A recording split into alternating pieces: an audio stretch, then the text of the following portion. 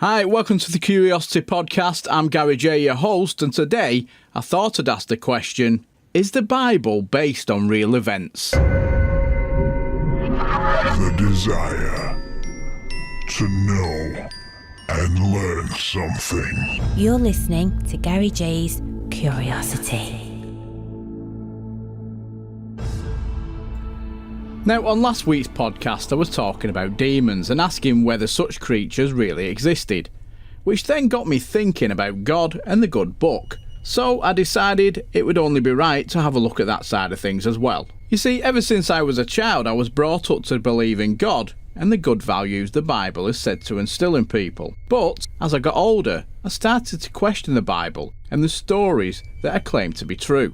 Now at this stage I must point out that I'm not saying that there isn't a God, but what I'm actually doing is questioning the book that apparently was inspired by God. Because if you look at some of the things in the Bible, some of it just doesn't make any sense. But the other thing I want to make clear is that I'm not saying that the book is 100% false, but I do like to question things that I'm curious about and that I don't understand. So with all that said, I suppose I should jump right on in.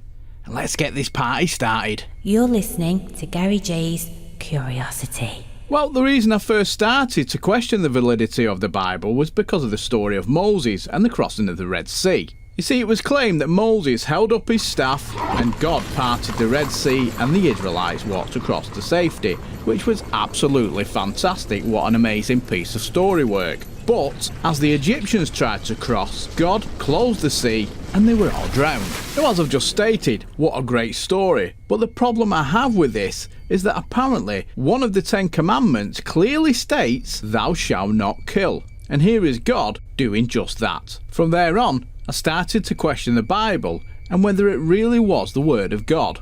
You see, once you start to look into it, everything starts to change a little bit, because the Bible is said to have been written round about 1400 BC, at a time when writing was still in its infancy and everything was being written onto stone tablets. Now, what people should realise is that it wasn't written by God. I mean, this is the important part, that the book wasn't written by God himself, but by man. And not just one man, but 40 of them. You're listening to the Curiosity Podcast. You see, the Bible wasn't just written over a few weeks.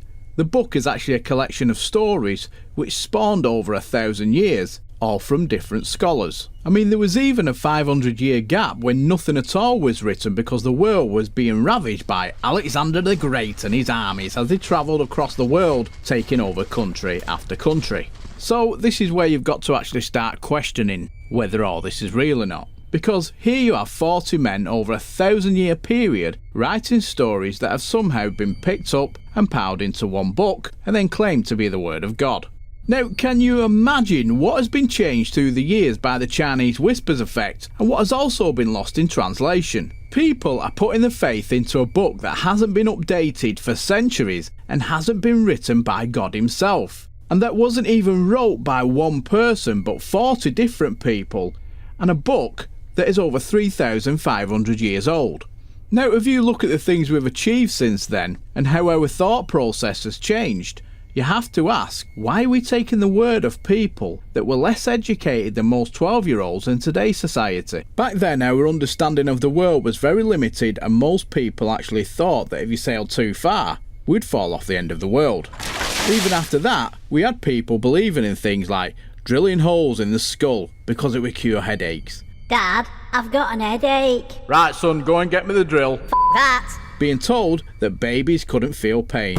Ah, shite, I've dropped Enoch again. It's alright, love, he's as thick as pig shit anyway. And then there's my favourite, witches stole penises and kept them as pets. Ow. So, with thinking like that, how can people even think that the stories in the Bible or any other religious book are true? I mean, it's like this little story. Apparently, Jesus went to a wedding and all the booze had dried up. So, he asked the waiter, bring some water, and then he changed it into wine. I mean, that is fantastic. If you could do that down at the pub, it'd be absolutely amazing. But here's the question, why would he do this if alcohol is depicted as a devil's brew? I mean, you can imagine that conversation between God and Jesus. Right, son, what the do you think you're doing? You're grounded. Oh, Dad. You're listening to Gary J's Curiosity. See, the other thing is, If there was such an important man as Jesus, why is no Christian person ever written about him? I mean, even back then, someone who was the Son of God would have been big news. Everybody would have wanted to talk about it. And yet all we have is Christian scholars. See, time and time again, you see information that just isn't correct. Like, the Earth has 4 corners, floated on water, was flat, and was a circular disc. Now, this is what flat earthers actually think, and that's for a different episode altogether.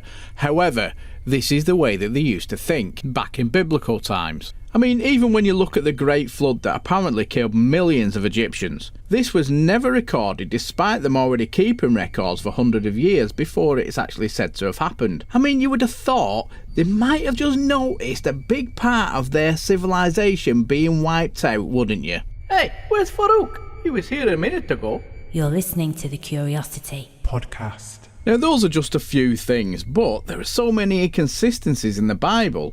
It does make you wonder how much is false and how much is true, if any at all. I mean, if the Bible is the Word of God, how could such a divine being that is said to be the creator of the universe and basically everything that we know get so many things wrong? Okay, these errors may be man's, but I'm pretty sure that God would have corrected them if they truly were his words. Yes, it's true that man is imperfect, but apparently God is. So you would think that he would have corrected us by now and shown us the way, just to help out just a little bit, because let's face it, the Bible or any other religious book isn't as clear as it should be. Even those in religious communities struggle to make head or tail of what is actually being said. And because of this, wars break out, people get burnt at stakes, and children are abused. And why is this? Because people pick and choose what they want to believe, what they want to preach, and what to defend when reading the Bible, or any other religious book. They often pick those things that will fit into their version of their faith, and discount other parts that they feel uncomfortable with. With 450 versions of the Bible which is translated into numerous languages, you have to ask which is true. Because some of the words in English do not translate into other languages. So since the original was translated from Hebrew, does this mean what you're actually reading in the Bible today is still the Word of God? You're listening to Gary J's Curiosity. Do something That scares you. Even if you look how Jesus is presented to us as humans, should make you question just how truthful everything is. Because we can't even agree on his actual race, or whether he had long or short hair, or if he had any facial hair or not. Now, as I've already stated, you would think that such an important person who claims to be the Son of God would be able to be described, but unfortunately, because everything was taken from over 1,000 years after the fact that he's supposed to have been here, none of this has happened. Now, if the book actually keeps people on the straight and narrow, then surely that's a good thing. But the problem is that in a lot of cases, it doesn't. I mean, you only have to look at vicars and priests who are sexually abusing children, and then claiming it's God's will. Then, instead of being banished from the church as being evil people, the church goes on to hide them and remove them to other parishes for them to carry on.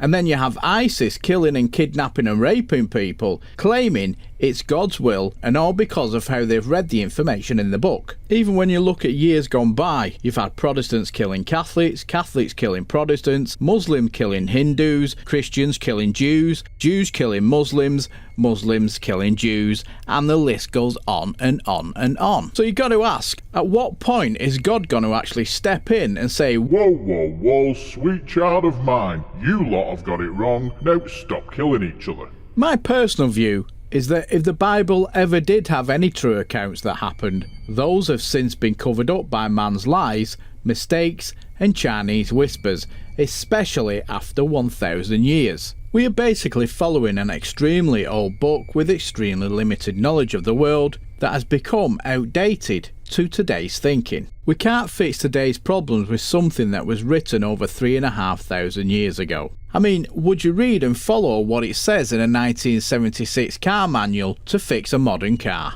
Thanks for listening to Curiosity, and remember there's a new podcast every Thursday. You can also listen on SoundCloud and iTunes, plus don't forget you can watch the series Curiosity on Amazon Prime. Also, don't forget to visit my website curiosityuk.net. And as always, remember, do something that scares you. The desire to know and learn something. You're listening to Gary J's Curiosity.